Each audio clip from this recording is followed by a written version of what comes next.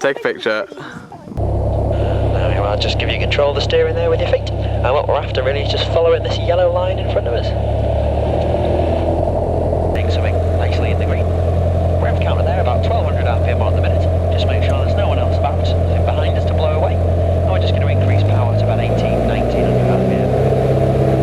Everything sits nicely in the green still. All cleared for takeoff, ready to go. So we just go all the way to full power. It's going to get us accelerating away. Speed's just over the top left there, accelerating up to about 35 knots. We need about 60, 65 to fly. Speed just increasing. Somewhere about there, we just ease back. Nose comes up. And we just fly off the ground.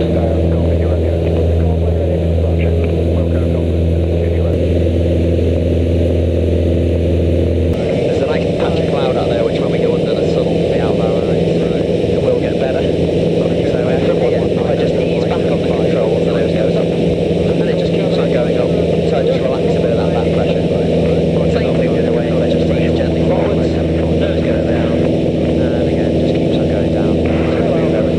Up a little towards the middle. And we'll go back to about somewhere there. Very light. It's almost pressures more than big movements really. So I'll do all that. You control it. Okay, have a bit of a go at it. So you just want to fly the nose up, down and back to about there.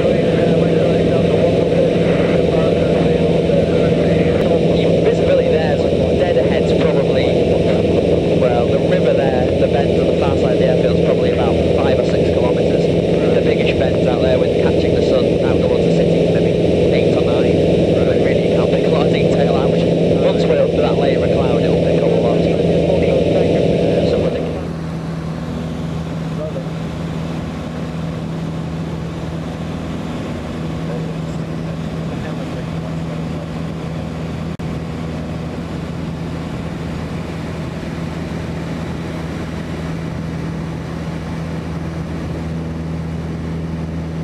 As we slow down, it'll just go into a descent itself really. Now I just want to keep the speed around about 70 knots. Just a bit absurdity doing that. So it's called really. So the runway we're landing on is the one just coming up in front of the wing. Although it's the whole width, the usable bit is the lighter coloured left-hand half. So sort of at the end of those 2 arrows there's a dashed centre line. That's the bit we're after. I'll just come around the turn here, I'll just put the rest of the flap in. Once we roll out, I'll just give you back control wheel, and we just want to keep that picture looking about the same out the front there, just pointing at the tarmac. Go for it, yeah, it's fine, I'll one there.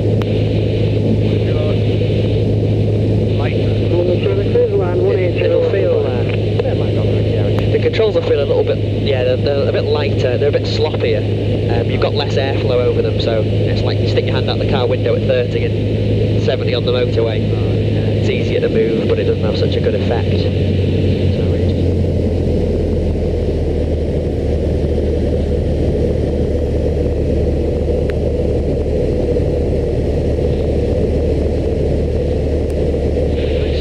If you want to see what I'm going to do. So what I'll do, I'll just keep it coming down just as you had it. Around about this sort of height, we just knock all the power away. Try and fly the aeroplane level. As it slows down, it won't keep flying, it's going to sink towards the ground. As it sinks, wheels touch. Keep that nose wheel off a bit longer, a bit more delicate.